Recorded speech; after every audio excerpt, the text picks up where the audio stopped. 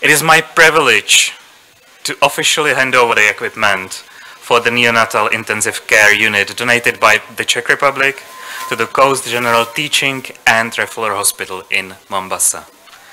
We provided the donation of value which is over $200,000, knowing that these modern devices save lives of infants and mothers. The devices are state-of-the-art and are used in many Czech hospitals. We take pride in the excellent quality of the Czech products, but also the quality of the training and maintenance. I am happy that in this delegation accompanying me today, there are representatives of the main manufacturers contributing to the Czech solution.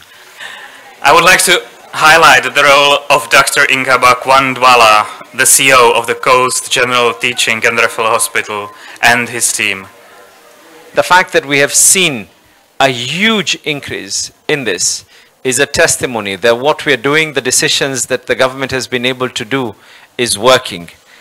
The budget of Mombasa needs to be consumed by the people of Mombasa. It is only fair because every other county has its own budget and the national government has their budget. We cannot be able to spread thin and say that I will be able to treat free every child that is going to walk into the hospital. What that means is that I will shut down this hospital.